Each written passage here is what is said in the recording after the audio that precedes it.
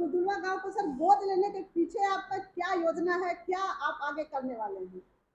दरअसल दुलदुलवा गांव मुझे लगता है पलामू प्रमंडल में उसका एक नेगेटिव छवि थी।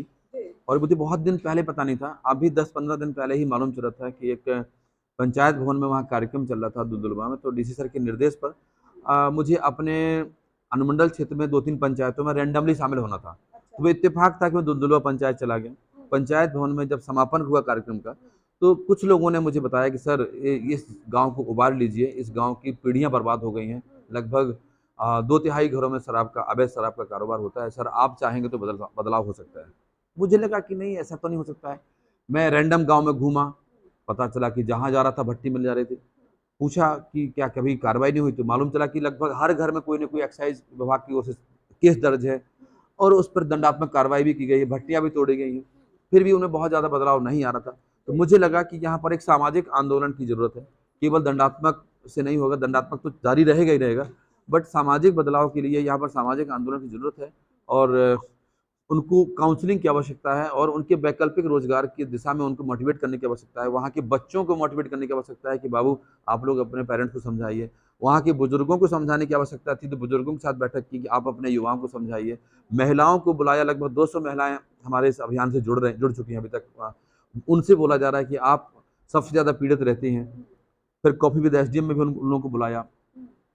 कुछ दिन थोड़ा सा भाई बहन होना प्रीत वाली बात है, तो प्रीत के साथ साथ जैसे गोद लिया उस गांव के समग्र विकास को लेकर, तो कुछ दंडात्मक कार्रवाई भी आवश्यकता थी। तो सीआरपीएफ की मदद से ड्रोन की का मदद लेकर के सर्च करने का प्रयास किया कि जंगल में भी तो नहीं बनी थी, जंगल में पाई गई, तो उनको तुरंत मौके पर तोड़ा गया ताकि एक संदेश जाए कि कठोरता से कार्रवाई हो रही है। कुछ लोगों पर एक 110 सीआरपीसी के तहत 129 जो बीएनएसएस है उसके तहत जो आदतन अपराधी होते हैं उस कैटेगरी में भी कार्रवाई कर रहे हैं। कुछ पर 107 कर रहे हैं। मतलब कि दोनों जब तक जो है दंडात्मक और सुधारात्मक दोनों कार्रवाई नहीं होंगी, वहाँ के लोगों को उत्थान के लिए हम लोग प्रयास नहीं करेंगे, उनके लोगों का भरोसा नहीं जीतेंगे, कि उन लोगों को लगना चाहिए कि हम क्यों कार्रवाई कर रहे हैं, उनके लिए ही भलाई, उन्हीं की भलाई में ही काम कर रहे हैं, उनके बच्चों के भविष्य के लिए ही काम कर रहे हैं। जब तक ये भरोसा नहीं जगेगा तब तक शायद वो हमारी बात को नहीं मानेंगे। अब कल तक की जो स्थिति है, जो वहाँ मैंने अपडेट लिया है कि शराब का निर्माण वहाँ कल 50% से भी कम घट गया और बहुत सारे लोग जो बाहर की जाते थे शराब लेने के लिए ढूंढते फिर रहे थे, वहाँ शराब नहीं मिल रही थी।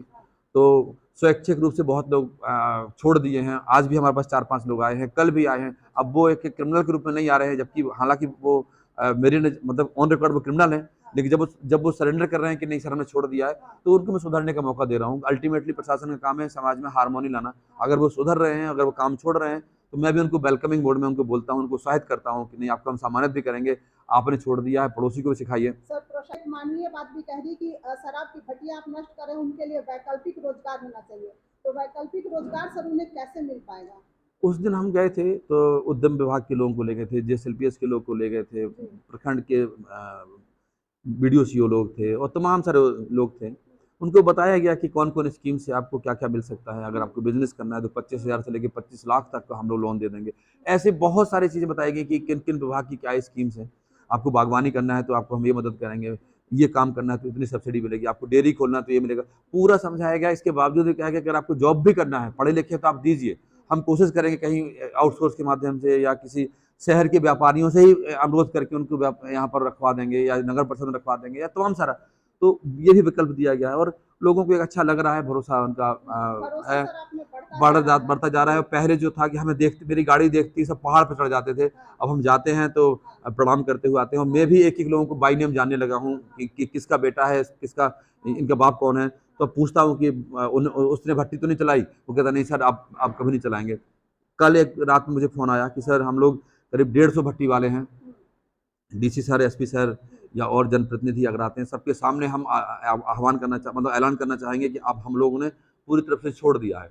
हो सकता है उनकी बात में पूरी तरह सच्चाई ना हो, 150 में से अगर 50 लोग भी आ जाते हैं तो वो 50 चेन रिएक्शन का काम करेंगे, बाकी लोगों को ही प्रेरणा देंगे।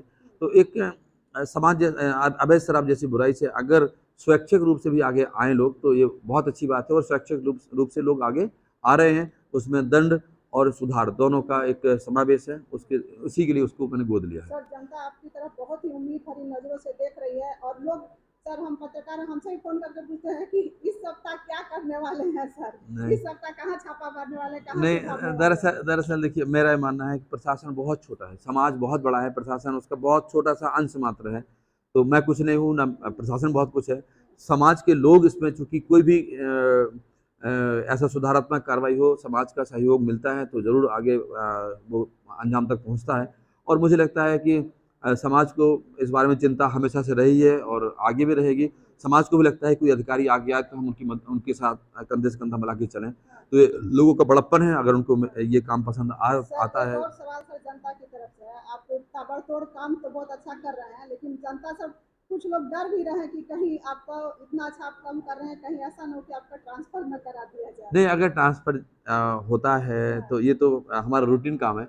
ये उसमें एक अच्छाई छिपी होती लंबे है। समय तक नहीं, नहीं, सब नहीं, लोग चाहते उसमें बताएँ हैं क्या कि होता है, उसमें एक अच्छाई अच्छा नहीं है सर, देखिए आप मुझे गलत बोलने दीजिए, मुझे बोलने दीजिए। अच्छा उसमें अच्छाई क्या होती है कि ज़्यादा जगहों पर काम करने का अवसर मिलता है, ज़्यादा लोगों से संपर्क सूत्र बनते हैं, हाँ। ज़्यादा इलाकों में आप काम कर सकते हैं। इसलिए ट्रांसफ़र पोस्टिंग तो सरकार सर का ऐसा नीतिगत देखा विषय गया होता है। है राजनीतिक माहौल में भी कि जो अफसर खुल करके काम करता है और बिल्कुल अपने प्रशासनिक उपयोग अच्छे से करता है अपनी शक्तियों का, तो कई बार राजनीतिक के लोग आड़े आ जाते हैं और जो क्रिमिनल्स है वो नहीं चाहते कि लंबे समय तक ये अफसर रहे यहाँ पर, ऐसी भी नहीं, लेकिन मैं देखने। सौभाग्यशाली हूँ, मुझे जितना सीनियर्स का प्रेम मिलता है, उतना ही जनप्रतिनिधियों का प्रेम मिलता है। सभी जनप्रतिनिधियों का मुझे बहुत स्नेह मिलता है और सभी मेरे काम को एंडोर्समेंट भी देते तो हैं, सब जनता को मार्गदर्शन देते निश्चित हैं। रहना चाहिए कि आप लंबे समय तक हैं अभी अब तक। देखिए, ये तो अब हम लोग कैसे कर सकते हैं? हम लोग तो ये सब जनता का सवाल पब्लिक है सर। पब्लिक सर्वेंट हैं, जी पब्लिक सर्वेंट हैं, पब्लिक की सेवा कर रहे हैं। जहाँ भी रहेंगे हम लोग काम करेंगे, जब तक सरकार की इच्छा होगी हम जहाँ वहाँ रहेंगे।